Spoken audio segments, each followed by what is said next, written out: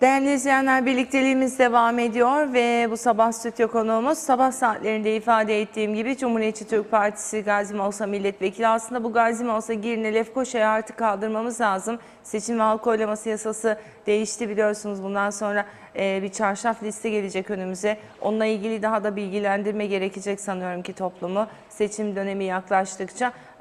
Dolayısıyla onu da yeniden açmak istiyorum o konuyu. Çünkü o dönem geldiğinde partiler bu sefer de vizyonlarını anlatmak için uğraşacaklar. Onu atlayacağız. Çok ciddi sıkıntılar olabilir diye düşünüyorum. Dolayısıyla bundan sonra artık Gazi Mausa, Girne, Lefkoşa falan demeyeceğim. Şimdiden söyleyeyim. Direkt olarak milletvekili Sayın Erkut Şahin diyeceğiz. Hoş geldiniz. Hoş bulduk. Teşekkür ederim. Ben bazen bölge adı veriyorum, bazen vermiyorum. Bir karar veremedim. Yani doğru bir Bugün uyarı yaptınız. Çünkü her milletvekilinin her bölgeyle ilgili, her kentimizle, her yerleşim birimimizle ilgili hassasiyet göstermesi zaten bir zorunluluktu. Tabii. Ama şu anda oy verenler açısından baktığınız zaman evet, bir milletvekilinin kendi yaşadığı kentin dışına da dönük etkisinin olması, duyarlılığının olması çok daha büyük önem kazanıyor.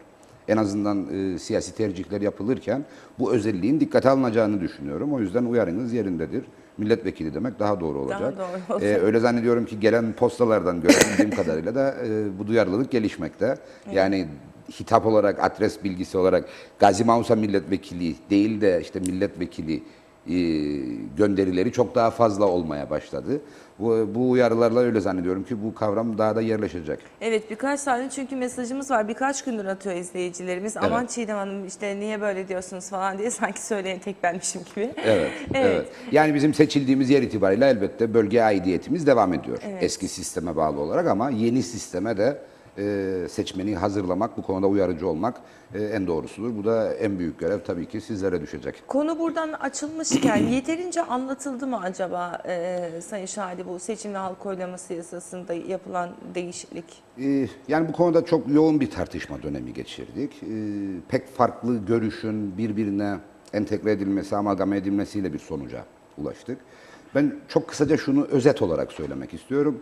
Elbette süreç görülür hale geldiği zaman seçim satımı haline geldiği noktada bu konuda daha fazla kamuoyu algısı yaratmak gerekecek ama seçmenin tedirgin olmasını gerektirecek bir durum yok. Yani kendi seçim bölgem için söyleyeyim, örneğin Gazi Mausa'da 13 milletvekili vardır parlamentoya giren ve seçmen örneğin mühür vuracaksa mührünü vururdu. Tercih kullanmak istiyorsaydı yarısı kadar, yani 13'ün yarısı 6,5'tur, küsurat dikkate alınmaz seçim yasamıza göre. Dolayısıyla 6 kişiye de tercih kullanabiliyordu.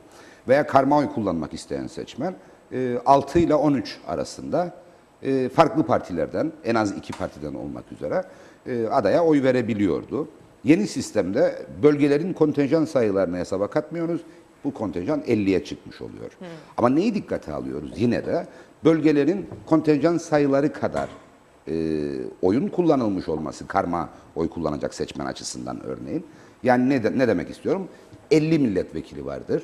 Dolayısıyla seçmen 50 ile 25 ile 50 arasında karma oy kullanacaksa eğer oy kullanabilecek ve her bölgenin en az yarısı kadar, her bölgedeki milletvekili sayısının yarısı kadar adaya da oy vermek gerekecek. O nedenle her seçim bölgesindeki kotaları hesaba katarsak bunu 50'ye çıkarıp aynı sistemin geçerli olduğunu söylemek öyle zannediyorum ki en basit özeti olacak ama propaganda sürecinde bu konular ayrıca tüm partiler tarafından geçerli oyların sayısını artırabilmek bakımından yurttaşa anlatılacak. Yeniden anlatılacak. Evet. Sayın Şahri, tabii Cumhuriyetçi Türk Partisi bir kurultay dönemine Doğru. gidiyor. Tek aday Sayın Tufan Erhürman. Tabii işte niye Tufan'ı seçtiniz, şuydu buydu falan diye sorulara girmeyeceğim. Zaten bunları konuştuk zaman zaman. Partilerde bir dönüşüm hissediyoruz. Yani siyasi partiler kendini dönüştürüyor, yenilemeye çalışıyor, yönetim kurullarıyla, şunuyla bunuyla.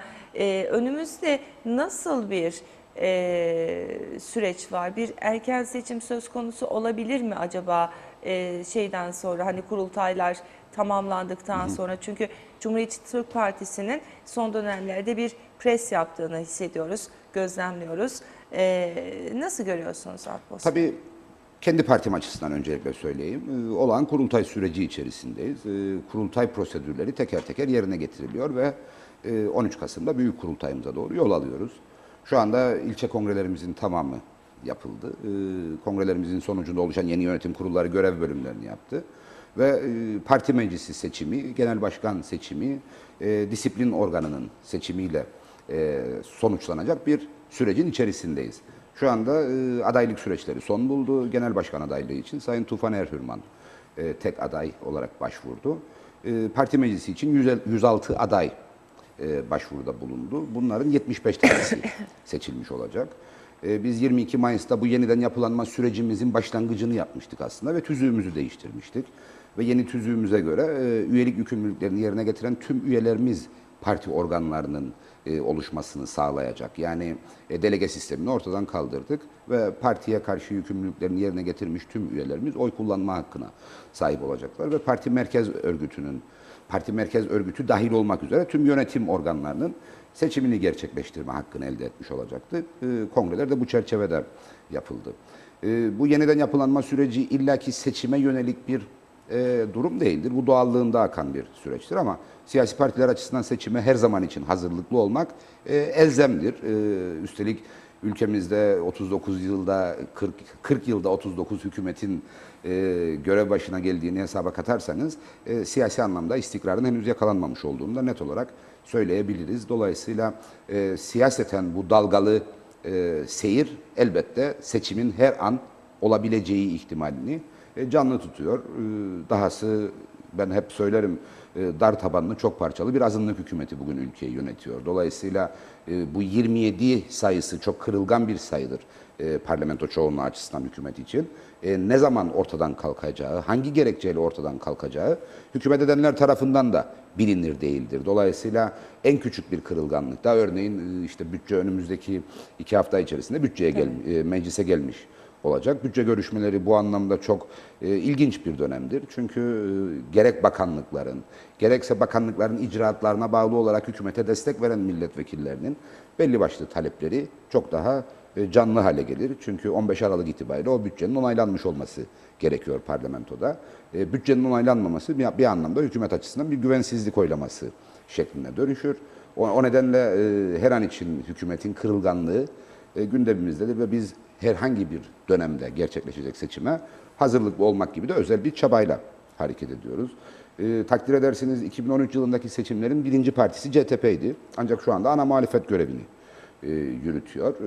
Ana muhalefet olmamız bizim dışımızdaki partilerin, hükümet partilerinden bahsediyorum, ayak oyunları sonucu gerçekleşmiş bir durumdur. Yani halkın onayıyla hükümet kurabilecek çoğunluğu elde edememiş partiler birbirlerinden devşirdikleri, birbirlerine karşı zaman zaman al-ver ilişkisi içerisine girdikleri milletvekilleriyle günün sonunda bir azınlık hükümetini oluşturacak kadar bir çoğunluğa sahip oldular parlamentoda. Dolayısıyla bu yapı bizim açımızdan sürdürülebilir görünmüyor.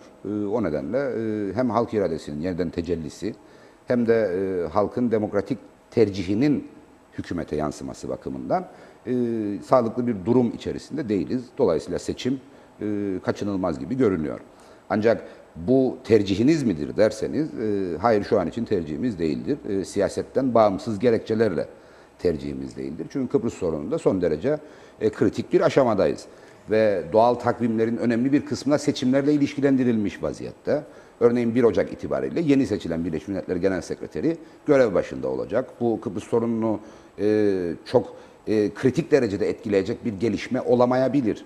Dolayısıyla çünkü Birleşmiş Milletler bürokrasisi halen görev başındadır ve yeni genel sekreteri mutlaka erken bir zamanda Birleşmiş Milletler'in önündeki öncelikli konular arasında yer almaya başladığı için Kıbrıs sorunu bilgilendirecekler ve doğal akış devam edebilecektir belki. Ama Kıbrıs sorunun çözümü açısından son derece önemli bir görevi yıllardır üstlenmiş olan Amerika Birleşik Devletleri'nde Kasım ayının ilk yarısında seçimler yapılacak. Bu bizim açımızdan bir doğal süreçtir. 2018'in başında Kıbrıs Rum tarafındaki seçimler, başkanlık seçimi yine bir doğal sınırlandırıcı takvim olarak önümüzde duruyor.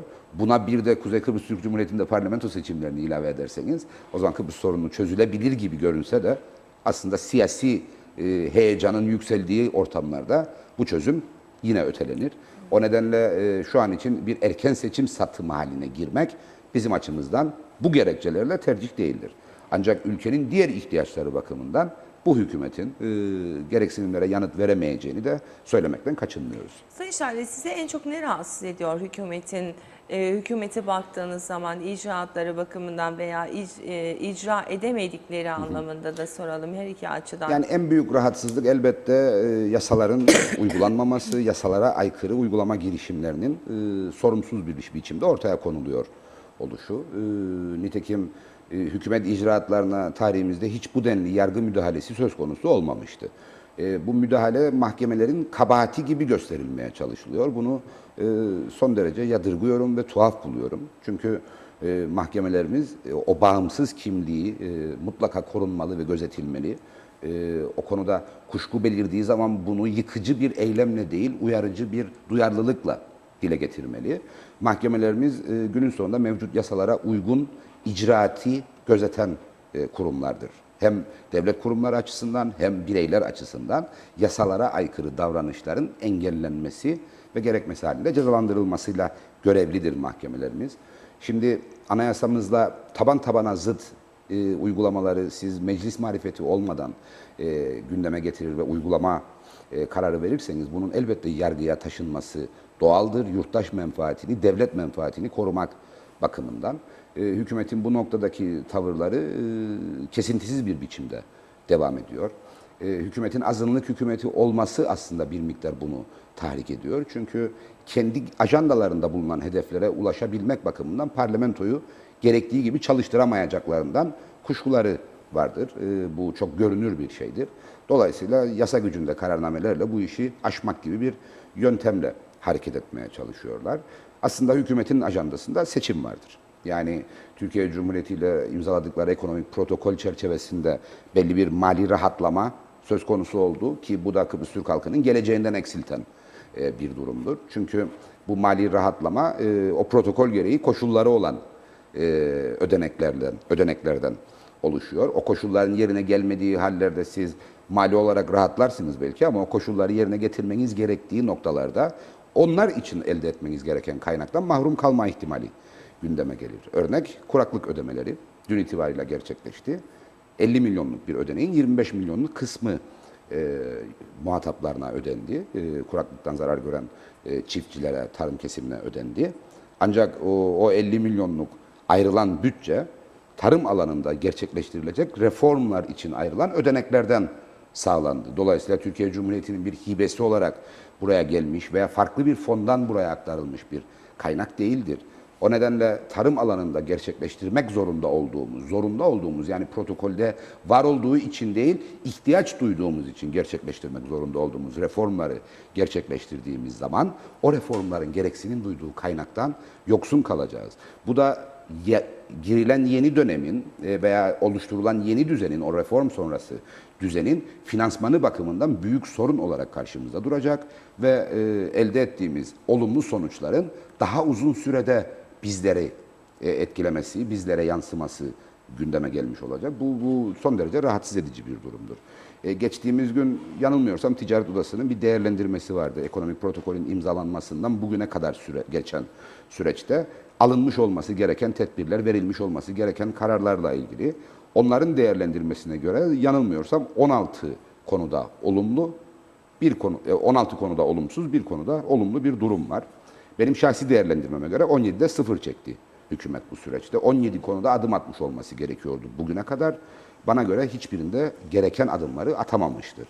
Neden derseniz 16 konu zaten mutabıkız Ticaret Odası'nın değerlendirmesiyle. Herhangi bir girişim söz konusu değil. Bir tek tarım strateji belgesinin yayınlanması yine bu dönem içerisinde gerçekleştirilmesi gereken bir konuydu.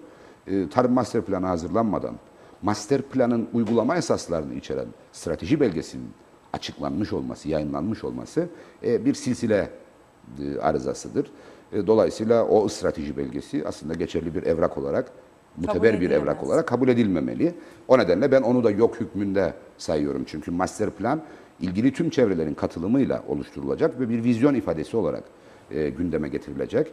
İlgili çevrelerin tümünün ona katkı sağlaması, ona uyum sağlaması talep edilecek ve ona bağlı olarak o uyumun, o katkının ne şekilde gerçekleştirileceğini anlatan da strateji belgesi yayınlanacaktı. Şimdi biz master plandan yoksunuz ama strateji belgemiz var. bilinmeyen hedefe ulaşmak için ne yapmamız gerektiğini anlatan bir strateji belgesine sahibiz. Dolayısıyla o da yok hükmündedir. Hal böyleyken bu konularda atılması gereken adımlar atılmış gibi protokol içerisinden kaynak kullanılması, o adımların atıldığı zaman güçlü adımlar olmasının önünde ciddi bir engel teşkil edecek diye düşünüyorum. Bunlar ülkenin geleceği için sizi rahatsız ediyor diyebiliriz. Elbette. Çünkü şunu belirtmek lazım. Yani gerek Avrupa Birliği ile gerek Türkiye Cumhuriyeti ile imzalanan protokollerin özünde bu ülkede yapısal dönüşümü sağlamaktır. Yapısal dönüşümden kasıt nedir? Yurttaş mutluluğunu, halk refahını artıracak ve günün gerektirdiği standartların oluşturulmasını sağlayacak bir düzen kurmaktır. Türkiye Cumhuriyeti'nin bu konudaki girişimleri, talepleri ve buna bağlı olarak vaatleri aslında Avrupa Birliği uyum süreciyle birlikte AB yaklaşımının da benzeri haline geldi. Yani daha önce Türkiye Cumhuriyeti'nden sağlanan kaynaklar belli koşulları olmayan ve buna bağlı olarak da belli ayrımcılıklarla muhataplarına ulaştırılan yardımlardı. Ama Türkiye AB uyum sürecinde yol aldıkça AB'ye uyumlu bir destek programıyla, kendi yasalarıyla, kendi bütçe yasasıyla birlikte Kuzey Kıbrıs Türk Cumhuriyeti'ne kaynak aktarıyor. Dolayısıyla bu yapısal dönüşüm işte ülkemizdeki kamu yönetiminin standartlarının gelişmesi, verimliliğinin artırılması, ekonominin rekabete dayalı, kontrollü ve yurttaşın haklarını koruyan bir biçimde yeniden dizayn edilmesi, vergi adaleti, verginin tabana yayılmış olması vesaire daha pek çok konu gündemdedir. Bunlar işte tarımda sürdürülebilirliğin, rekabet edebilirliğin, sertifikalı ürünlerin yetiştirilmesinin teşvik edilmesi gibi pek çok konu aslında Kuzey Kıbrıs Türk Cumhuriyeti'ni dünyaya entegre olduğu noktada kendi ayakları üzerinde durabileceği bir kondisyona taşımak için ortaya konan çabalardır, çalışmalardır veya sağlanan katkılardır. Şimdi bu katkılar için öngörülen ödenekleri siz hedeflere ulaşmadan tüketirseniz günün sonunda o öngörülen hedef uzaklaşacak bir hedef olarak karşınıza durmaya devam eder. Efendim, tarım politikalarından bahsetmişken biraz Toprak Ürünleri Kurumu'na değinelim. Önce Sayın Çavuşoğlu, bir an adını hatırlayamadım, kimdi Nazım Tarım Bey. Bakanı diye düşündüm. Nazım Bey, öncelikle çıktı işte, yani işte Türk'te bir takım problemler var. Bununla ilgili Bakanlar Kurulu'na bir şeyler sundu. %3 fon dediler, sonra geri çektiler. %1'i bir başka bir noktadan, Evet. FİF'ten şey yaptılar, almaya çalıştılar ki oradaki kaynakların da nereye kullanıldığını millet artık sorgular duruma geldi. Şimdi de işte aslında durum o kadar da kötü değildi demeye başladı. Bunu da 2 ay içinde yaptı. 2 ay önce batmak üzere olan Cumhuriyetçi Türk Partisi'nden enkaz halinden aldım denilen Toprak Ürünleri Kurumu'nun 2 ay içerisinde %3'lüğü bile almadan ki bunu yapmak zorunluluğu olduğunu söylüyordu Ulusal Birlik Partisi. 2 ay sonra nasıl oluyordu acaba? Aslında o kadar da kötü olmuyor. Siz Tarım Bakanlığı yaptınız. Dolayısıyla o yüzden bu soruyu size yöneltiyorum. Bu nasıl olur Sayın Şahli? Olmuyor Atladığımız aslında. bir şey mi var? Siz hiçbir şey atlamıyorsunuz. Atlatmaya çalışıyor Sayın Bakan bu açıklamalarıyla. Toprak Ürünleri Kurumu'nda gerçekten bir enkaz söz konusu. Bunun tek muhatabı Nazım Bey olmadığı gibi tek muhatabı ben de değilim. Bu yıllar içerisinde bu ülkedeki yönetim konusundaki zaafların, hataların veya bilerek işlenmiş cinayetlerin bir sonucudur aslında. Yani siz Toprak Ürünleri Kurumu'nun misyonu tarım kesiminin girdi maliyetlerini aşağıya çekecek, ürünlerini daha uygun bir koşulla değerlendirebileceği bir kurum olarak tasarlarsanız, ancak siyasi ihtiyaçlarınız gereği orayı bir istihdam kapısı, istihdam kaynağı olarak kullanırsanız ve işte çiftçiye sağlanmış olması gereken menfaatler sizin siyasi tercihlerinizle yaptığınız istihdamların maaş gideri olarak ortaya çıkar ve ipin ucunda kaçırırsanız ve hesabınızın çok üstünde bir istihdam yüküyle kurumu verimsiz ve çalışamaz hale getirirseniz o kurum batar. Üstüne üstlük devlet olmanın ciddiyeti devletin taahhütlerini yerine getirip getirmediğinden anlaşılır. Devlet Toprak Ürünleri Kurumu'na karşı taahhütlerini de yerine getirmemişse o kurumun ayakta durma imkanı yoktur. Çünkü Toprak Ürünleri Kurumu kar amacı güden bir kurum olarak tasarlanmamıştır. Yani işte üreticiden satın aldığı ürünün bedelini gecikmesiz ve piyasa koşullarına uygun bir biçimde ödeme yükümlülüğü vardır. özellikle hayvancılar açısından ithal ettiği yem maddelerinin, yem girdilerinin satışından fahiş kar elde etmek şöyle dursun. Belki de zaman zaman özellikle kurak dönemlerde karsız satış yapabilmek gibi bir yükümlülüğü vardır bir kamu kurumu olarak, halkın malı olan bir kurum olarak. Dolayısıyla zaman zaman kar etmeden yapacağı satışların dahi telafi edilebileceği bir mali yapısının olması gerekir.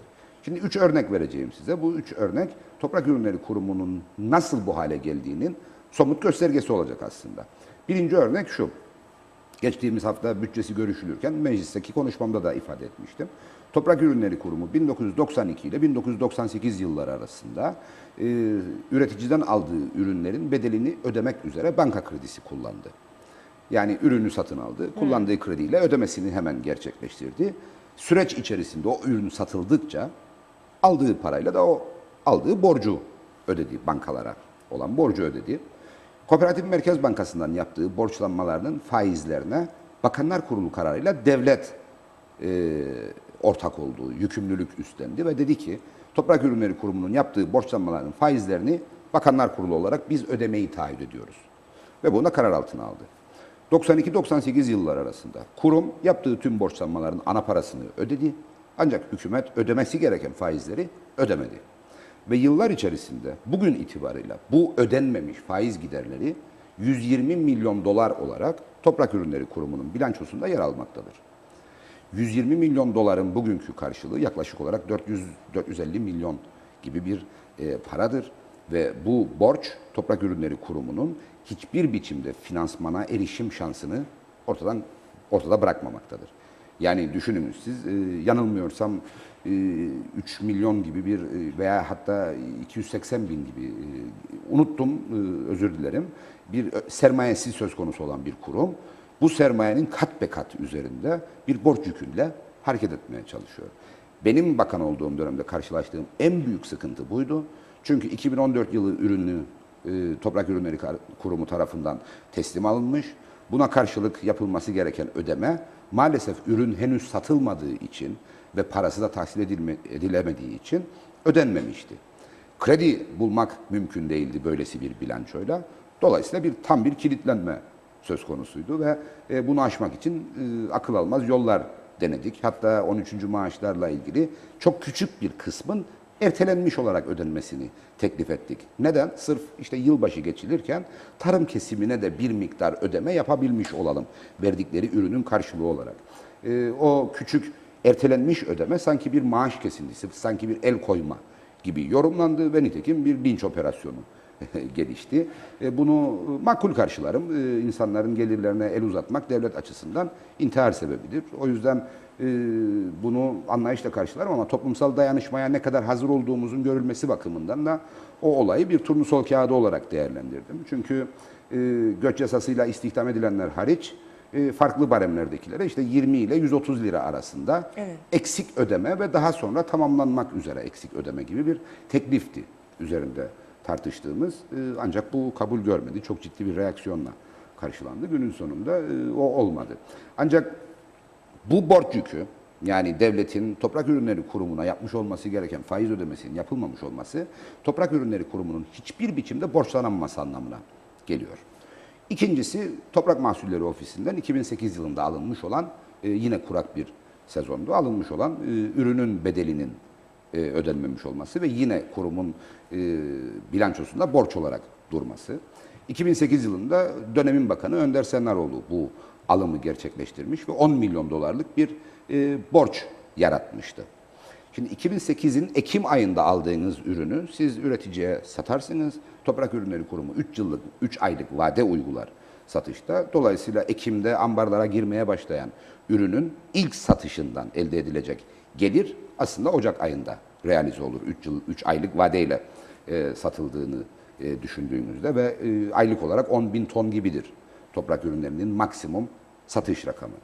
Bu alınan ürünün satışı ve tüm parasının tahsil edilmesi 2009 yılının ikinci yarısına hatta son çeyreğine kadar devam etti. 2009 yılında biz Nisan'da seçim yaptık. Dolayısıyla Şubat ayında seçim yasakları içerisindeydik ve Nisan'da gerçekleşen seçimde de Ulusal Birlik Partisi tek başına hükümete geldi. Bakan da Nazım Çavuşoğlu oldu. Toprak Mahsulleri Ofisi'nden alınan bu ürünün bedelinin ödenme yükümlülüğü çok çok büyük ölçüde Nazım Çavuşoğlu'nun bakanlığı dönemine denk gelmektedir. Bu ödeme gerçekleştirilmedi. Dolayısıyla ikinci şey de budur. Devlet kefil olduğu faizleri ödemedi. Bir önceki hükümetin yaptığı alımdan oluşan borcu bir sonraki hükümet ödemedi. İki tane yekün borç bilançoda durmaktadır. Bir üçüncüsü de personel yapısıdır, az önce ifade ettiğim gibi. Kurum ihtiyacının çok üstünde bir personel yükü altındadır. Hatta bu personelin yarısına yakını diğer devlet kurumlarına görevlendirilmiş. Bir kısmının maaşı hazineden, bir kısmının maaşı kurumda çalışmadığı halde kurumdan ödenmektedir.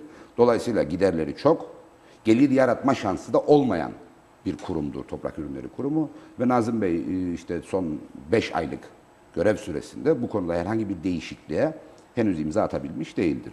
Kurum kendinden emekli olan personelin emeklilik maaşlarını da ödemektedir.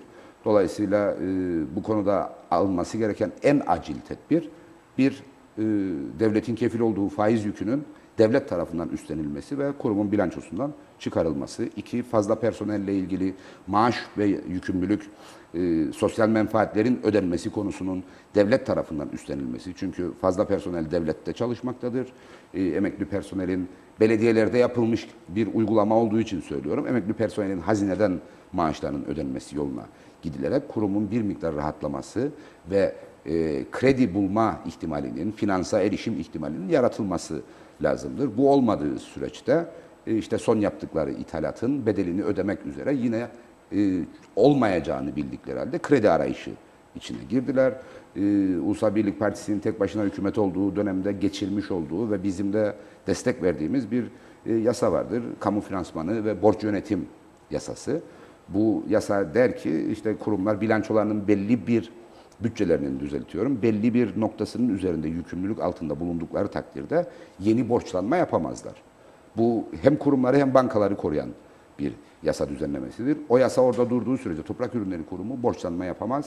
Dolayısıyla o bütçenin, o bilançonun rahatlatılması sağlandıktan sonra ancak kurumla ilgili yeni bir dönem başlayabilir. Evet. Sayın Şahin, tabii söylediklerinizden birkaç tane not aldım. Borç yükünden bahsettik, gelirlere el uzatmaktan bahsettik vatandaş açısından.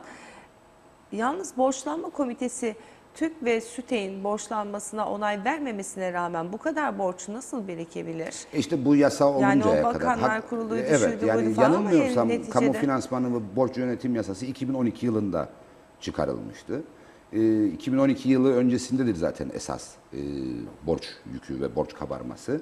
Ondan sonra yeni bir borçlanma söz konusu olmadı. Olduysa da avans nitelikli çok küçük borçlanmalardır ki o bünyeyi ciddi anlamda yoracak bir meblağ değildir. Ama öncesindekiler özellikle 92-98 yılları korkunç bir durumdur ve o yani bugün için 500 milyon 400 milyonluk borç yükü Toprak Ürünleri Kurumu'nun hareket edememesine yol açıyor. SÜTE'de benzer bir kriz bekliyor mu? Yani SÜTEK'teki biraz daha farklıdır çünkü SÜTEK'in alacakları çok çok üst düzeydedir. Ve maalesef süt hem gıda olarak çok hassas hem de piyasa unsuru olarak çok hassas bir şeydir. Ülkedeki süt üretimine ara vermek mümkün değildir. Yani bunun bir düğmesi veya bir vanası yoktur. Basarsınız, kapatırsınız ve bir süre süt gelmez. Dolayısıyla işte SÜTEK'in arz etmesi gereken, satışını gerçekleştirmiş olması gereken süt miktarını hemen aşağı çekersiniz. Böyle bir şey yok. Yıl 12 ay, 365 gün boyunca bu üretim devam eder. Ve her gün için üretilen sütün o gün mutlaka pazarlanabilmiş olması gerekir. Şimdi o sütün alıcısı kimdir? Sanayi kuruluşlarıdır. Süt endüstrisidir. Ve süt endüstrisi içerisinde şu veya bu gerekçelerle ödeme kabiliyetinde sorun yaşayan işletmelere siz bugün süt vermiyorum sana dediğinizde onun alacağı kadar sütü alacak birilerini bulmak durumunda kalırsınız. Aksi takdirde üretici mağdur olur. Çünkü Süt Endüstrisi Kurumu sütü satın almaz. Sütün pazarlanmasına aracılık eder. Üreticiden aldığı sütün sorumluluğunu üstlenir. Bunu imalatçıya pazarlar ve o aracılık hizmetinden dolayı da bir kesinti Süt Endüstrisi Kurumu'nun hesabına yatar. O aracılıktan ne yapar? Hem sütün pazarlanmasını sağlar hem de kalite ve standardını denetler. Yani sütün yağ içeriğini, kuru madde içeriğini, protein içeriğini Süt Endüstrisi Kurumu kontrol eder ve süt ona göre fiyatlandırılır. Ve o fiyatlandırmayla birlikte hem üretici ödenir hem imalatçıdan tahsilat gerçekleştirilir. Şimdi imalatçıların zaman zaman piyasa koşulları nedeniyle, kendi özel sebepleriyle oluşan ödeme darlığı Süt Endüstrisi Kurumu açısından felakettir. Çünkü o felaket bir biçimde zaten üreticiye yansımak durumunda olur. O nedenle Süt Endüstrisi Kurumu imalatçının ödeme kabiliyetindeki sarsıntıya dayanıklı bir kurum olmadığından o ödeme ihtimalinin zayıfladığı noktalarda dahi sırf sütün pazarlanabilmesi için o alıcılara sütü vermek durumunda kalır ve kabaran borç yüküyle birlikte bir anda o imalatçının ortadan kalkmış olması süt kurumunun ve hayvancının kabusudur aslında. Bu kabus kolaylıkla ele alınabilecek bir durum değildir. Yani günlük olarak işte 40 ton süt alan işletmeye ya işte sizin komşu bozuldu 20 ton alıyordu almıyor. Onun için sen 40 değil 50 al bugün diyemezsiniz. Çünkü o imalatçı o 50 ton sütün ne yapacağını bilmek durumundadır. Pazar aramak durumundadır. Pazarlayabilme ihtimali varsa alabilecektir. Gözlemlediğim kadarıyla imalatçılar sektördeki istikrarın korunabilmesi için bu tür fedakarlıklar yaparlar.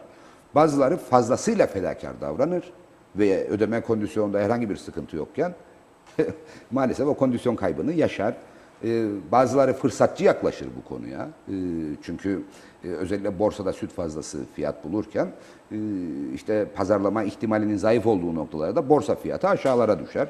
Ve o aşağılar veya kriz ortamlarında özel fiyatlar belirlenir ki biz de bu yola başvurmuştuk. O özel fiyatla o sütü alayım, bir fırsattır bu benim için, işleyeyim ve pazar yarattığım noktada daha yüksek bir kar oranıyla satayım gibi bir varsayımla hareket ederler. Hesap tutarsa ne hala. Tutmazsa bu sektör açısından tabii son derece olumsuz bir durum oluşturur. Bununla ilgili biz çok ciddi bir yeniden yapılanma süreci başlatmıştık.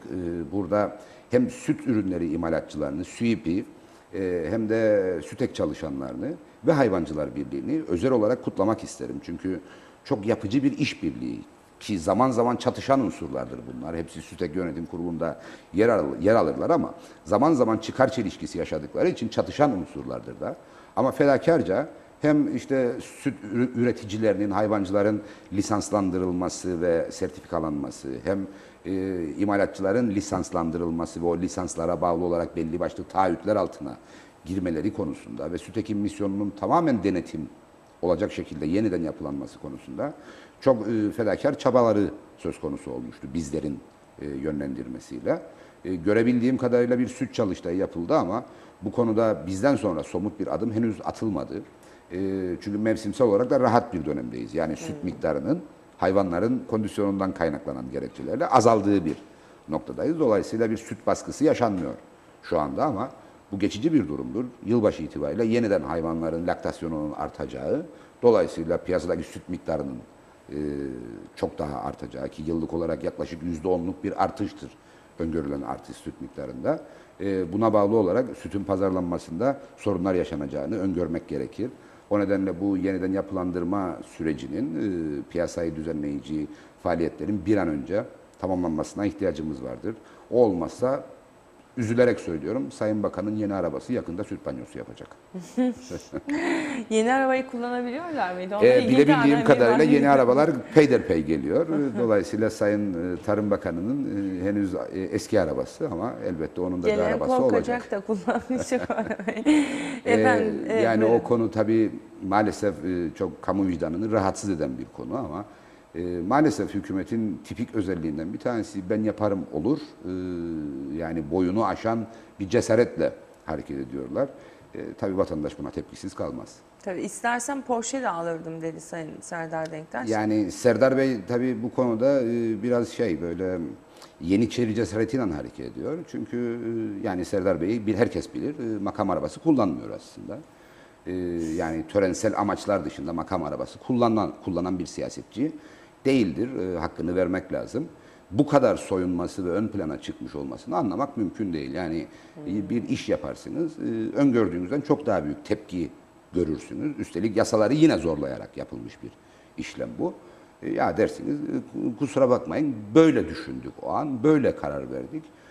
Doğru da olmayabilir, sorumluluğunu üstlenirim dersiniz ve konuşmazsınız. Şimdi bu konuyu her gün meydan okurcasına farklı bir simgeyle, farklı bir argümanla, kör gözüne parmağın mantığıyla gündemde tutarsanız eğer bedeli olması gerekenden daha ağır olur. Yani Porsche alırdım. Yani ayranı yok içmeye diye başlayan bir laf vardır. Kimse kusura bakmasın. Okullar dökülürken, hastaneler dökülürken bu konuda sırf işte devletin itibarı tırnak içerisinde korunsun diye lüks araçlara binmek gerekir gibi bir argüman saçma bir argümandır. Çünkü devletin itibarı yurttaşa verdiği hizmetle ortaya çıkar. Şimdi Sayın Sucuoğlu kapı kapı geziyor ve yeni hastane yapmamız lazım diye feryat ediyor. Doğru, bizim hastanelerimiz çökmüş vaziyette. Yeni hastanelerimizin yeniliğini hissettirebilecek kabiliyetten bile yoksunuz. Şimdi 2 milyon değil 2 TL'ye bile böylesi bir maksatla para harcanmış olmasını ben zul sayarım. Dile gelen bir argüman işte mevcut makam araçları eskiydi. Dolayısıyla çok fazla masraf çıkarıyordu. Doğrudur. Yani o noktalardan geçmiş birileri olarak biz de bunu yaşadık. Örnek olarak kendi makam aracımı söyleyeyim. Yani ben de çok uzun süre makam arabası kullanmadım. Ancak mesai yoğunluğu, gece geç vakitlere kadar çalışıyor olmak ve Lefkoşa dışında oturuyor olmak nedeniyle kullandığım zamanlarda olduğu, bunu saklayacak noktada değilim. Ancak özellikle gece sürüş son derece güvensizdi bana tahsis edilmiş olan makam aracında. Çünkü ışıklar yok denecek kadar azdı. Bunu bir baktıralım dedik. Gelen fatura yanılmıyorsam birkaç bin euroluk bir fatura teklifiydi. Dedim sorry, yani bu araba bu kadar etmez zaten bu masrafı yapmak için. Yani bir de başka yere baktıralım dediler. Bedelsiz halledildi.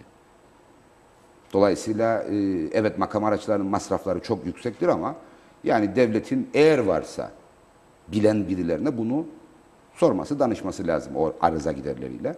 Yoksa eğer emin olabilirler ki şoförler uygun koşullara, uygun çözümler de yaratabiliyorlar. Benim kullandığım tercih o olmuştu. O nedenle illaki gıcır gıcır gösterişli makam araçlarına binmek gerekmez. Asıl olan güvenli ulaşımını sağlamaktır bakanların. Doğrudur. Hareket halindedirler. Çok fazla yerlere gitmek durumundadırlar ama bu illaki bizim tabirimizde gaşadan çıkma lüks araçlarla olmak durumunda değildir.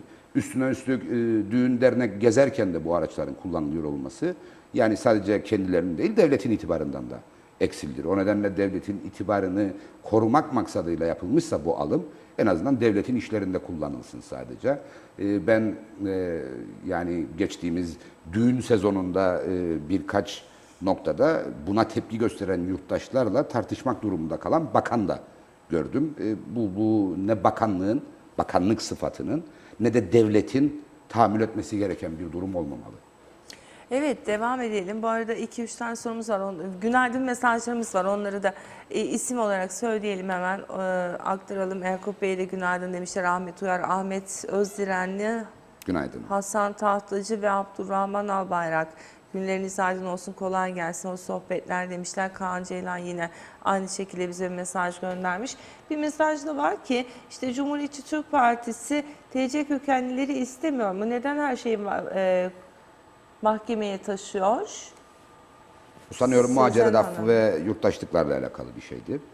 Yani hemen söyleyelim, bunun TC kökenlileri isteyip istememekle hiçbir alakası yoktur. Her bir yurtseverin ülkedeki mevzuata uygun davranılmasıyla ilgili özel bir hassasiyeti olması lazım.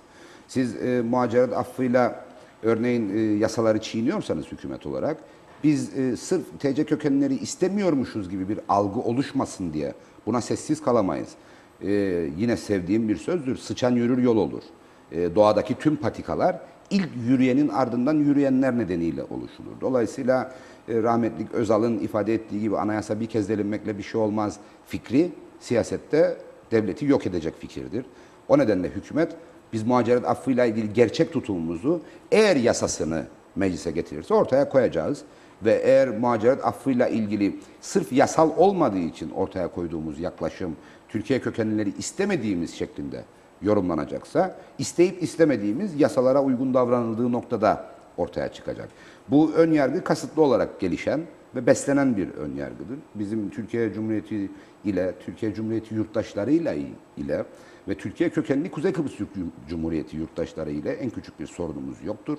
Biz öncelikle insanı insan olduğu için değer verir ve severiz ve korumak için özel bir gayret sarf ederiz. Ancak devletin saygınlığı, yasaların gücü ortadan kalkarsa sevmek çok fazla iş yapmaz. Adaletsizlik ve insanlar arası ayrım çok daha büyük bir alanda kendini gösterir.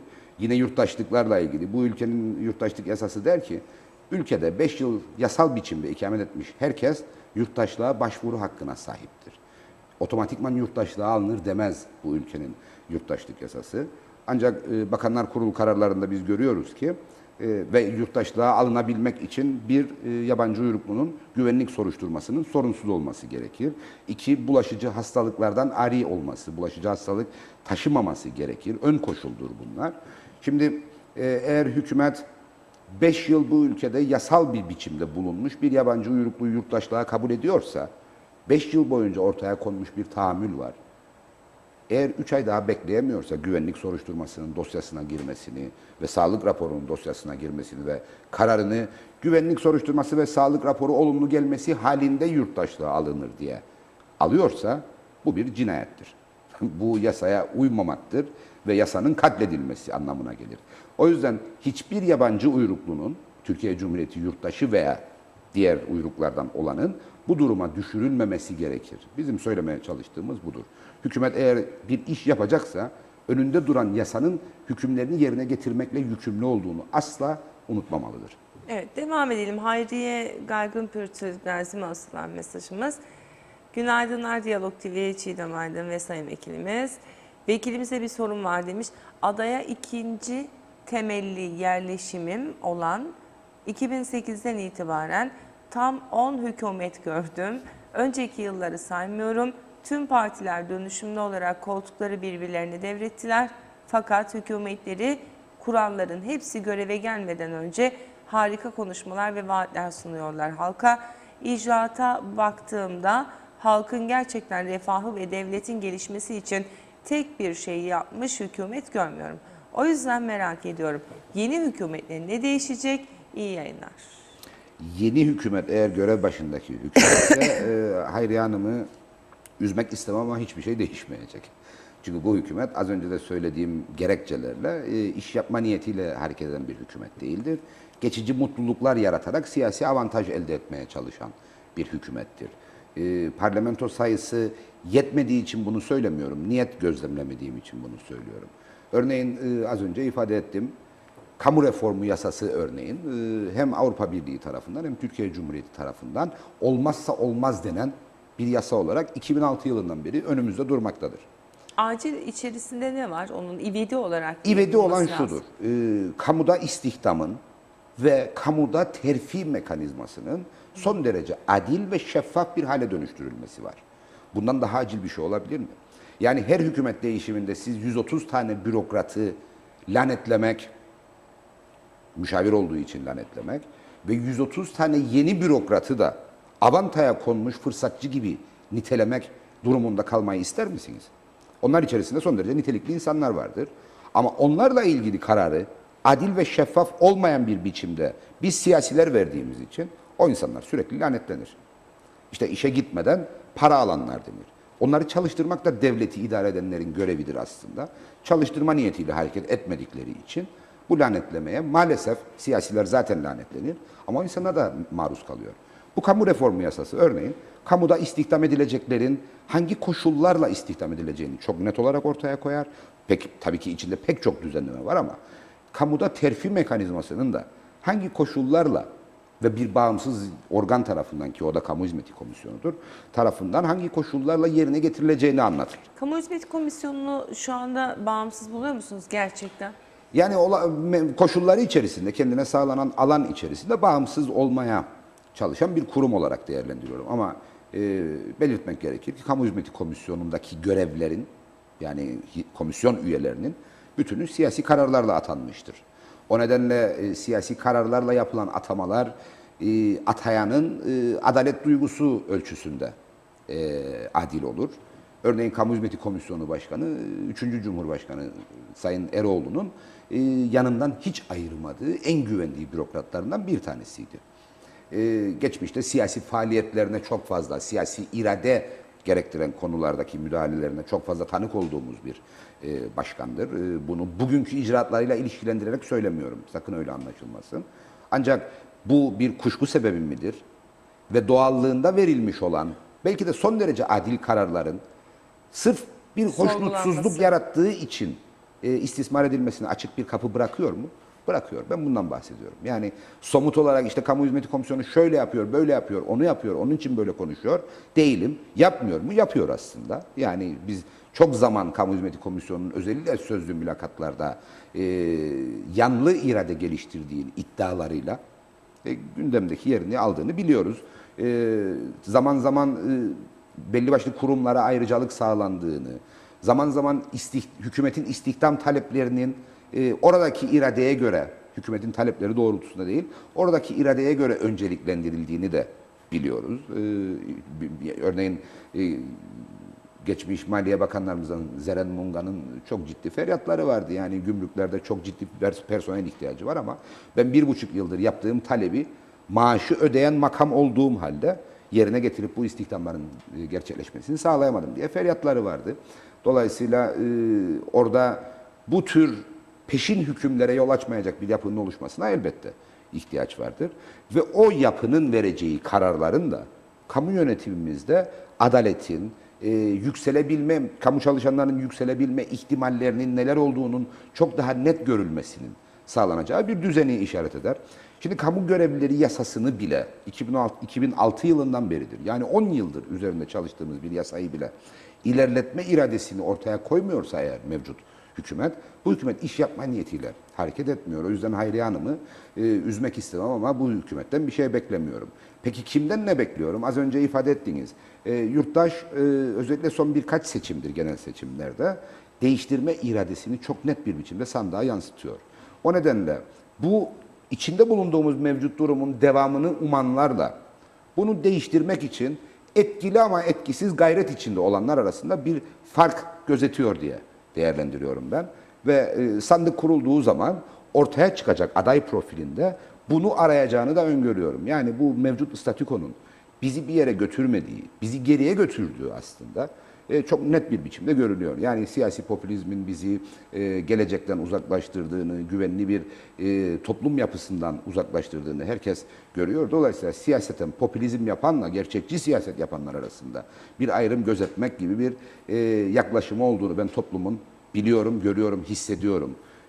Benim parlamentoya girişimi sağlayan en temel gerekçelerden birinin de bu olduğunun farkında olduğumu ifade etmek istiyorum. O nedenle yurttaşlara önerim siyasi partilerin elbette kadrolarını ve çalışmalarını yakından takip etmeleri gerektiğidir ama zaman zaman biliyorsunuz sivil toplumdan da siyasete geçiş yapan bireyler vardır.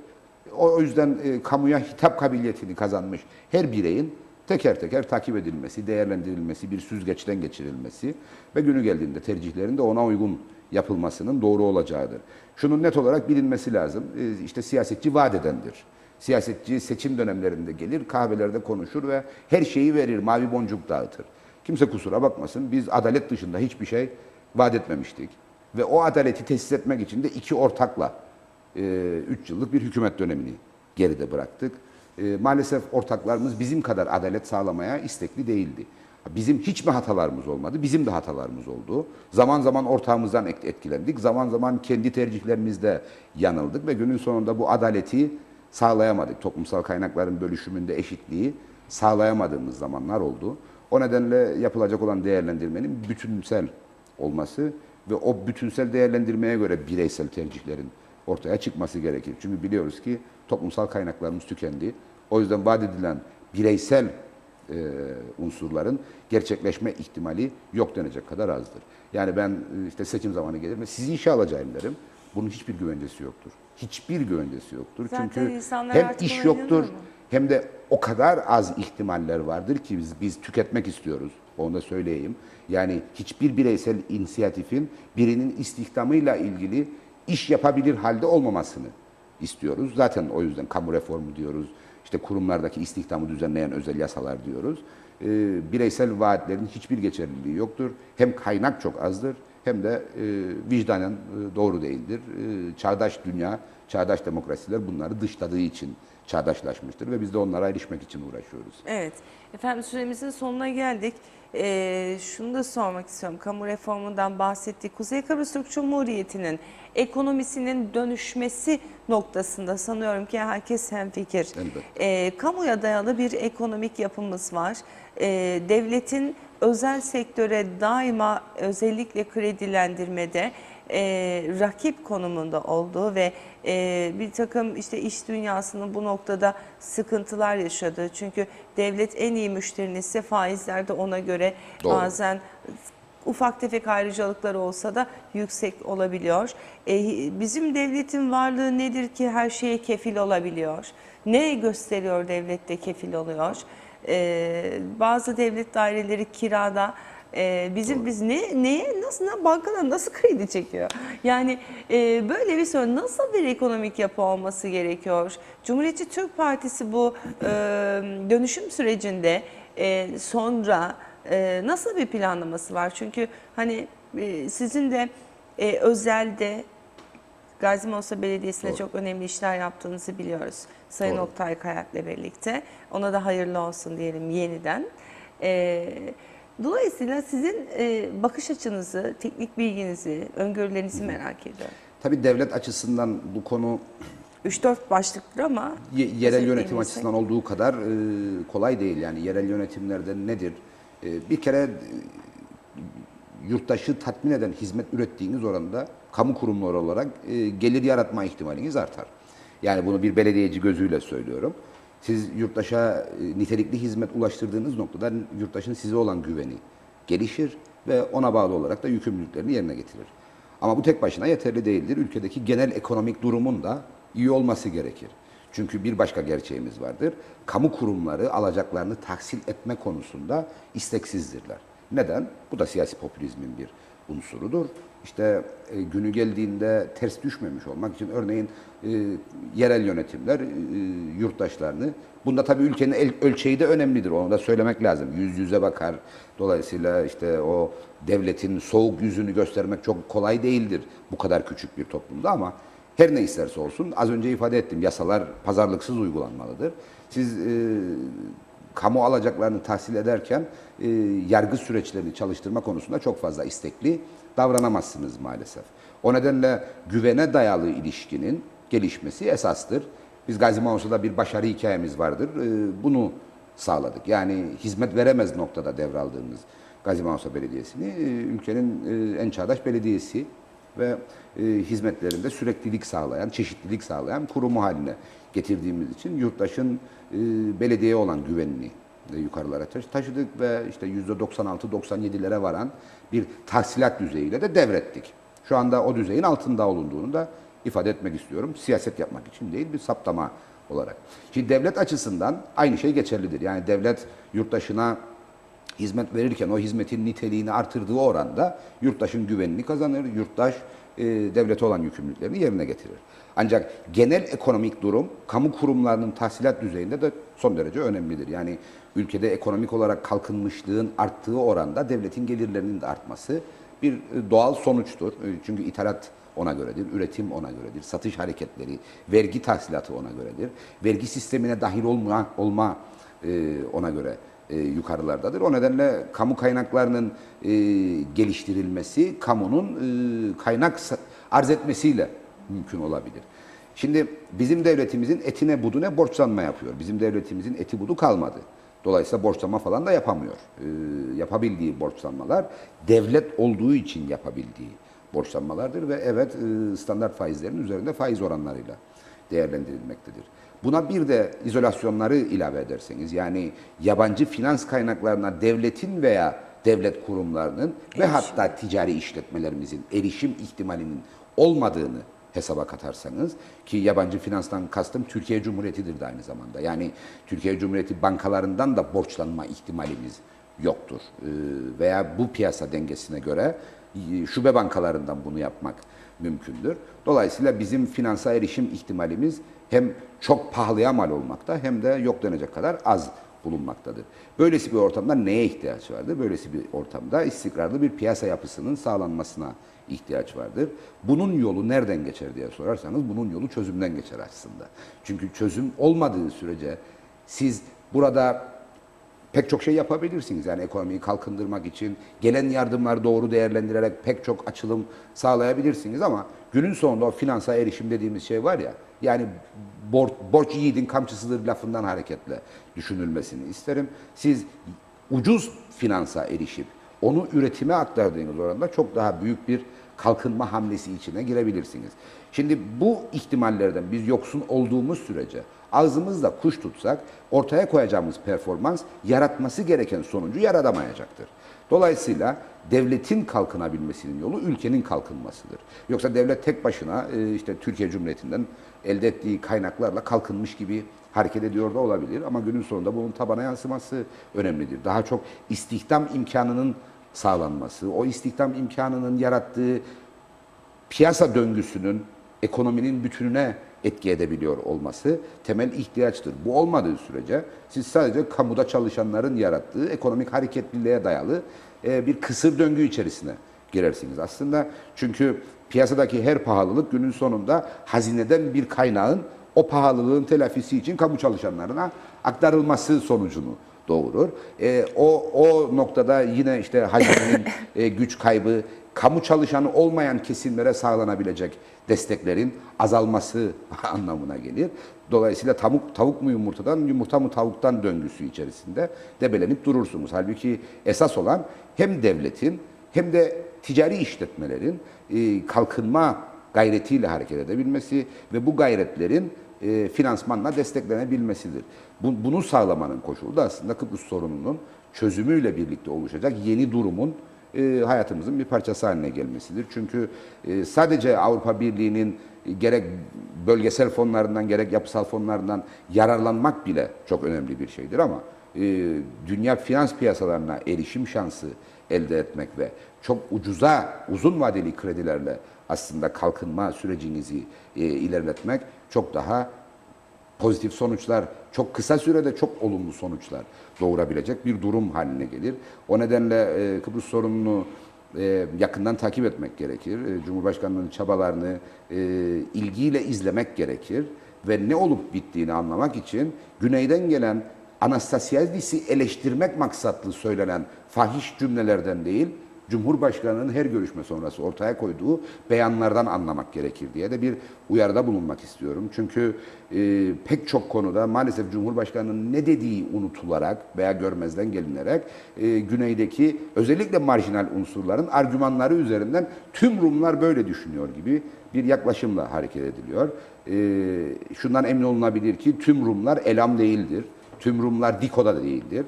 Ortada bir önceki referandumda evet demiş bir lider söz konusudur Kıbrıslı Rumların başında ve tarihte ilk kez yaşanan bir çakışmadır aslında bu. Yani tarihin hiçbir döneminde referandum, daha doğrusu Kıbrıs sorununun çözümüne referandumdaki kadar net bir biçimde evet demiş hiçbir lider müzakere masasında olmadı. En mükemmel çakışma Sayın Talat'la Hristofyas'ın müzakere ettiği dönem yaşandı diye bilinir aslında.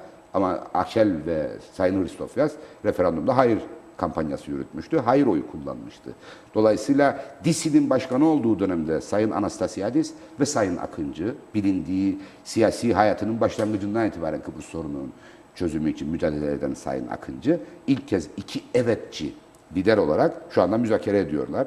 Dolayısıyla Elam'ın ne dediğine bakarak Anastasiadis'i okumak doğru değildir. Tam tersi Elam Anastasiadis kendileri gibi düşünmediği için öyle konuşuyor. O nedenle Sayın Cumhurbaşkanı'nın örneğin 220 bin kişilik bir yurttaş rakamı vermiş olmasını lanetleyenler bu 220 bin rakamının nereden çıktığını unutturmaya çalışanlardır. 220 bin rakamı 2011 yılında Sayın Eroğlu tarafından Green Tree zirvesinde ilk kez gündeme getirilmiş bir rakamdır. Ve bu 220 bin ıstatik bir rakam değildir. Akla zararlı fikirlerle bu konuya yaklaşanları görüyorum. Gülmek istiyorum ama gülemiyorum çünkü tedirgin oluyorum. İnsanların geleceğine dair tehdit içerikli konuşmalar yapılması kimseyi güldürmemeli. Bu ciddiyetle ele alınması gereken bir konudur. 220 bin rakamı Kıbrıs Rumlarla aramızdaki oranın tutturulabilmesi açısından bir dayanak noktası olarak orada durmaktadır. Ve o 220 bin rakamı şu anda Kuzey Kıbrıs Türk Cumhuriyeti kimlik kartına sahip olan herkesi içermektedir.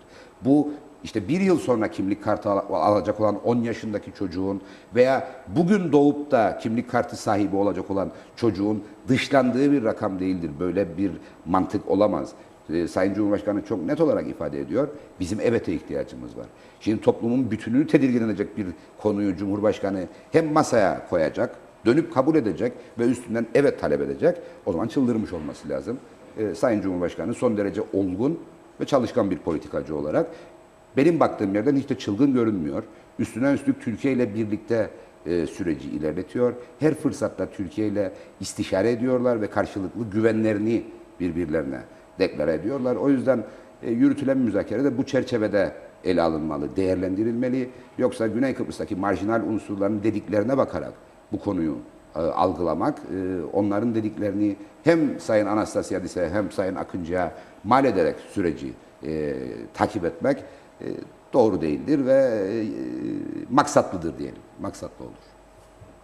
Öyle bir cümleyle bitirdiniz ki süremiz olsa şimdi size soracak daha çok sorun O vardı zaman bir sonraki aslında. programın davetini yapmış olayım programın kendi davetini kendime. yapmış oldum ben size. Memnuniyetle. Olası bir çözümde neler bizi bekler? Rekabet edilebilirliğimiz, o finansa eriştiğimiz, o finansı idare edebilecek kabiliyette olup olmadığımızı konuşalım isterseniz. Memnuniyetle. Yani şunu söylemek lazım. Biz tutanakları takip şansına sahip olan ayrıcalıklı kesimdeniz ve yetkimiz dahilinde bunları yurttaşın bilgisine getirmeyi de görev sayarız. Yani Sayın Cumhurbaşkanı'nın tırnak içinde karartma olan pek çok konuda yapmış olduğu beyanlar bize bir miktar daha hareket alanı açmış vaziyettedir.